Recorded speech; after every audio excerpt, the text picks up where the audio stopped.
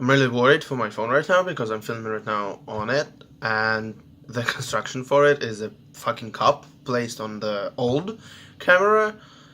It's so unstable, but I gotta record, so this gotta work for now.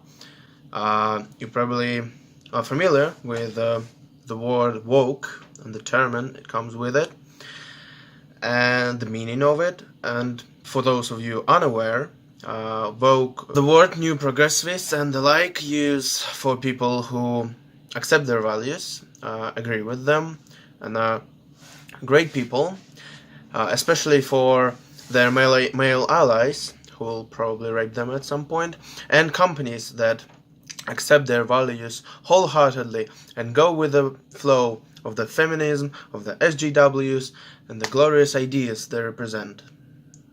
Or they say so. Anyway, you're probably familiar with the term go woke, get broke. And that's something I want to talk about today because it's amusing for me.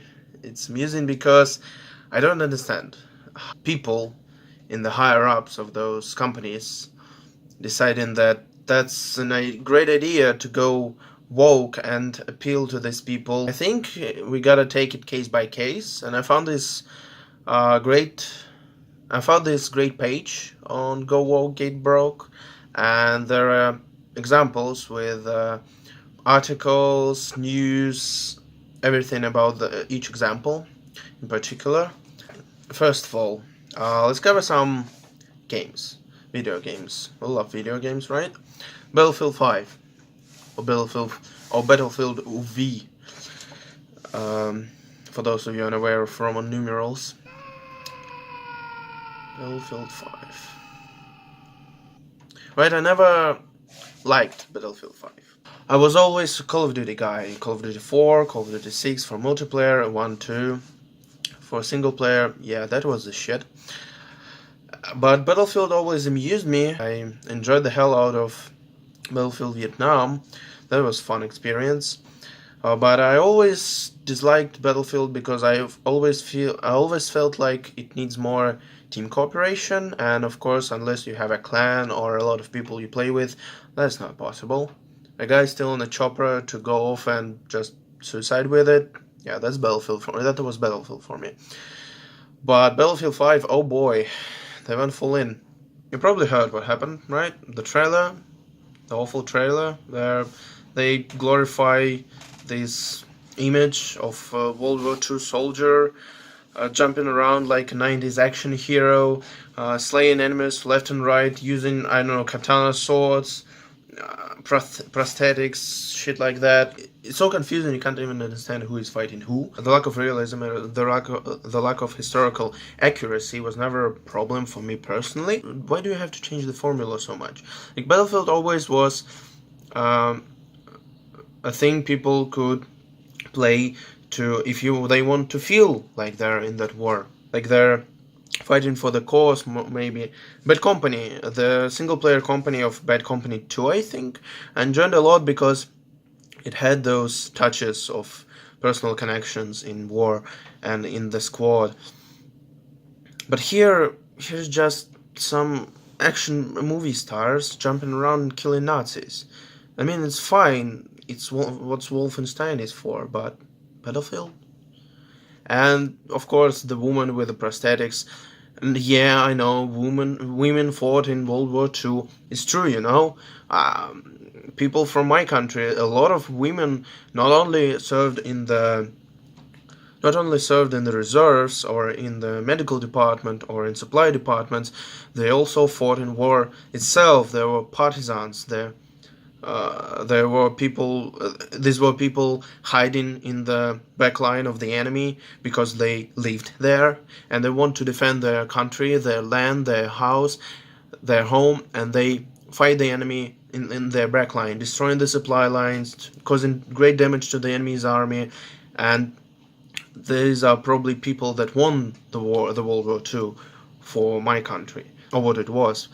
But still, not a lot of women were in the regular army. And this woman in the trailer, I don't understand it. Why do you have to make her a superhero?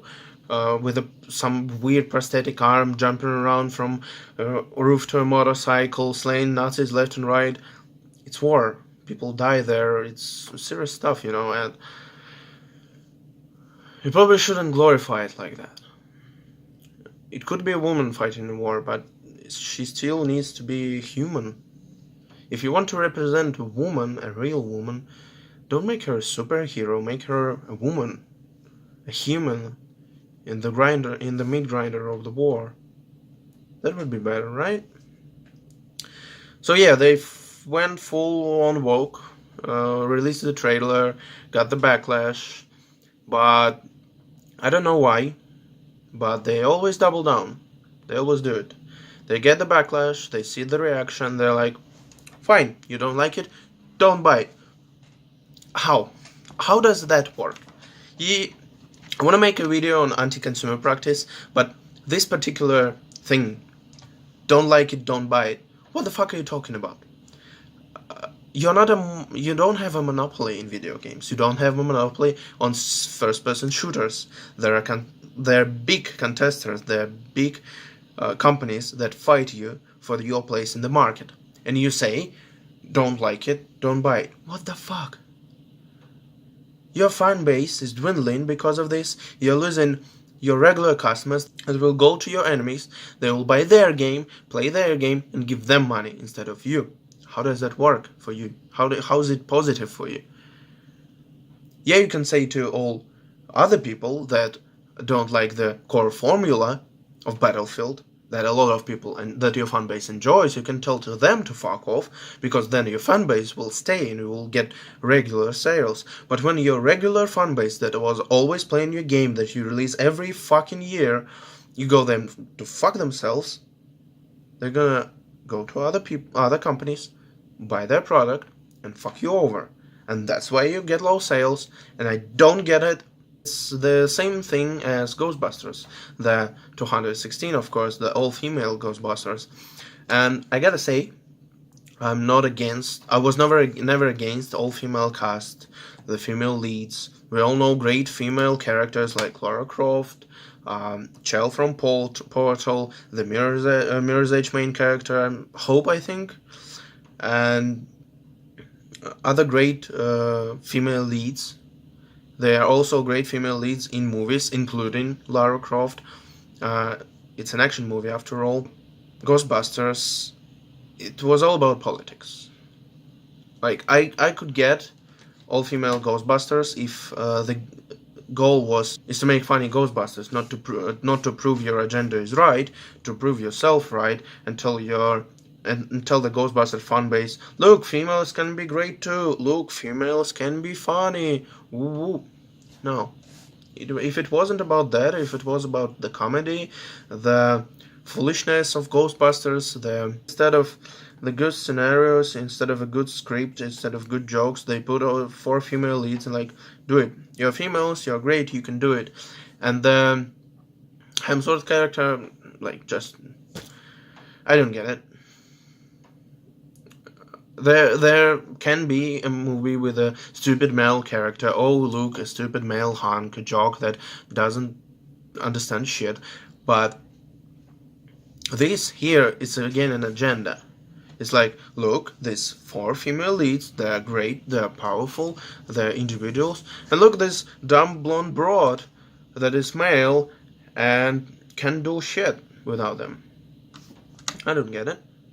Because the secretary in the first Ghostbusters was not so dependent and wasn't stupid. It was just a woman working as a secretary. What's wrong with that? You could give him a role similar to that, but not this dependent, stupid broad. Make him just a male secretary, pretty face and all right, but give him character, not give him just some slate of, oh, you're stupid, act stupid. And I think what would be a great Ghostbusters movie, if they wanted female roles, if they wanted to push female actors, they could do it, but they could do it differently. How about 2 females, for example, and 2 male leads? you could make so much jokes on the animosity and on the differences between women and men, but you see, that's what these people don't want to accept, that women and men are different, that males and females are different. They're fundamentally different, and that's right, because they complement each other. Yes, they oppose each other in many ways, but they also complement each other. And males cannot survive without females, as well as females cannot survive without males. Men need women, and women need men. It's alright. You could make so much relationships in this movie makes sense, because it was males and it was women and men. And yeah, goes around. But they don't wish to accept it. They want to push their agenda. They want to make it all about politics, not about enjoying the movie, enjoying the action, enjoying the script, and laughing at the jokes. So yeah, that's Ghostbusters 2016. In this case, it's agenda first, art second. And that's the problem I have with it. Because I enjoy art. I enjoy a lot of forms of art. But politics are never... But politics almost never a good influence on art, unfortunately. The culture, yes, but not the politics.